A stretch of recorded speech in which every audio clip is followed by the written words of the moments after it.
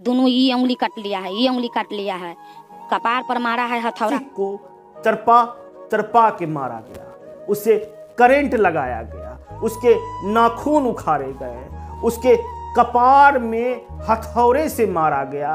Current सटाया हुआ है। आज आरती प्रेजेंट में छोटू के भाई से शादी करके सुखी जीवन व्यतीत कर रही है। जो आरती बोलती थी, हम जिंदगी में किसी और से शादी नहीं करेंगे। प्रेमिका के घर के सामने आशिक की चिता जलती है।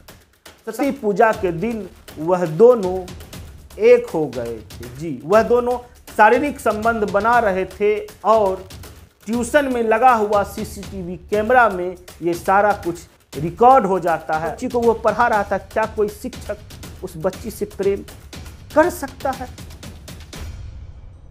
आप लोग कमेंट करके जरूर जवाब दीजिए कि राम भजन के साथ जो हुआ वह गलत है या फिर राम भजन ने जो एक शिक्षक के रूप में उस लड़की के साथ किया वह गलत है। सीतामढ़ी में इतिहास दोहराया जाता है। जी, आपने कुछ साल पहले सुना था छोटू आरती कांड, किस तरह से छोटू आरती से मिलने जाता है और उसके बाद छोटू की बेरहमी से हत्या कर दी जाती है आरती के घर वालों के द्वारा।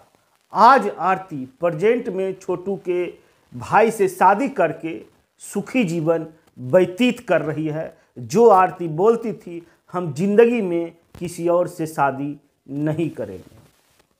अब हम आते हैं वर्तमान घटना पे। जी, यह घटना है सीतामढ़ी की, जहां पर आशिक को जला दिया जाता है प्रेमिका के नए घर पे। जी, प्रेमिका के घर के सामने आशिक की चिता जलती है।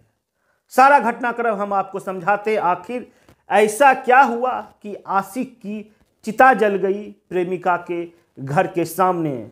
उसकी चाची का कहना है, मीडिया रिपोर्ट्स में है, अखबारों में लिखा हुआ है कि आशिक को तरपा तरपा के मारा गया, उसे करंट लगाया गया, उसके नाखून उखाड़े गए, उसके कपार में हथौड़े से मारा गया। यानी कि जितनी भी मानवता शर्मसार हो सकती है उस तरह से उस नौजवान को तरपा तरपा के मौत के घाट उतार दिया गया। जी, आइए पूरा घटनाक्रम हम आपको बताते हैं।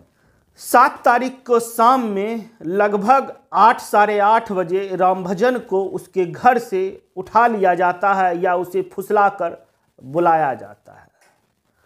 उसके बाद 11:30 बजे खबर आती है कि राम भजन की मृत्यु हो गई है। या 3 घंटे में राम भजन, जो कि नवयुवक है, जो कि ट्यूशन पढ़ाता है, जो कि भविष्य देखता है, पता चलता है कि प्रेमिका के घर वालों ने उसे इतना मारा, उसे इतना प्रताड़ित किया कि मानवता शर्मसार हो जाए। पुलिस का 3rd डिग्री भी उसके सामने पानी मांगे। जिस तरह से नवयुवक राम भजन को मारा गया, बुरी तरह से पीटा गया, इस तरह से पीटा गया कि वह दर्द नहीं सह सका और उसका शरीर, उसकी आत्मा ने शरीर छोड़ दिया। वह राम भजन जो कल तक प्रेमिका के साथ भविष्य के सपने बुनता था कि वह ट्यूशन पढ़ा रहा है, आगे चल के वो क्या करता, वह भविष्य के गर्त में समा गया।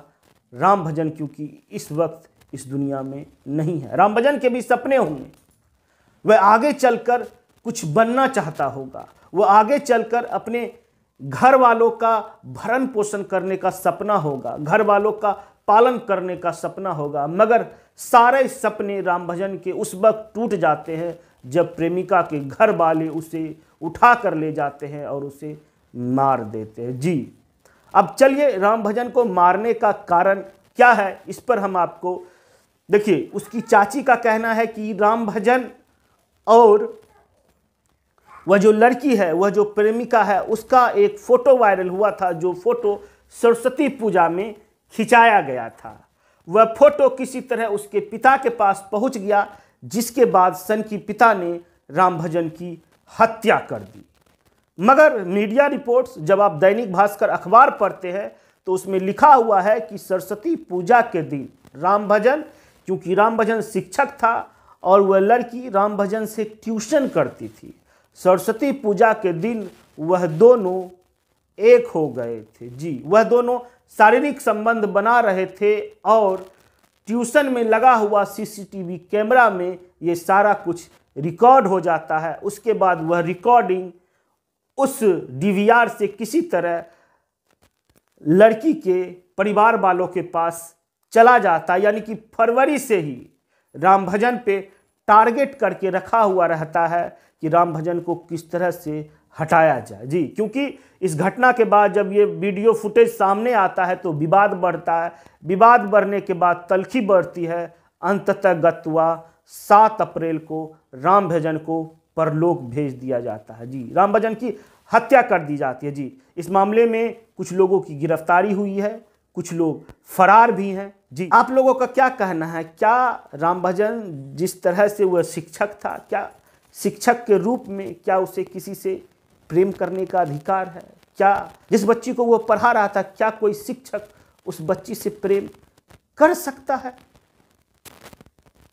आप लोग कमेंट करके जरूर जवाब दीजिए कि रामभजन के साथ जो हुआ वह गलत है या फिर रामभजन ने जो एक शिक्षक के रूप में उस लड़की के साथ किया वह गलत है। आप लोग जरूर बताएं कि समाज हमारा कहाँ जा रहा है। क्या हम ईर्ष्या या द्वेष में किसी की हत्या कर सकते हैं?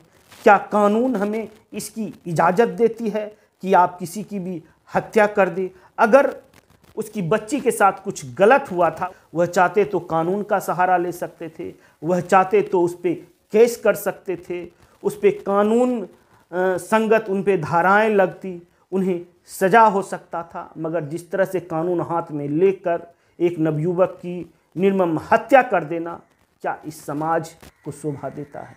आप लोग कमेंट करके जरूर अपनी राय दें। रामभजन के साथ जो हुआ, छोटू आरती के बाद इस तरह की घटना तो बहुत हुई, मगर प्रेमिका के घर के सामने इस तरह से किसी आशिक की चिता जलना, यह रेयर खबर है। बहुत कम ऐसा हमने सुना है, तो हमने सोचा कि आप लोगों से यह खबर हम शेयर कर देते। एक बात और छूट गई, आखिर ऐसा क्या हुआ कि प्रेमिका के घर के सामने ही उसकी चिता जला दी गई? घर वालों का कहना है कि जब वह मर ही गया था तो हम लोग सोचे क्यों ना रामभजन को उसके घर के पास ही जला देते हैं, ताकि जिंदगी भर वह लोग सोचते रहेंगे कि जिस आशिक को मैंने मारा था वह आशिक की चिता इसी घर में जली थी और वह आशिक आज भी इसी घर में मौजूद है। आप लोग यह वीडियो अगर फेसबुक पर देख रहे हैं तो हमारे चैनल को फॉलो कर लीजिए, यूट्यूब पर देख रहे हैं तो सब्सक्राइब करना ना भूलें। जय हिंद।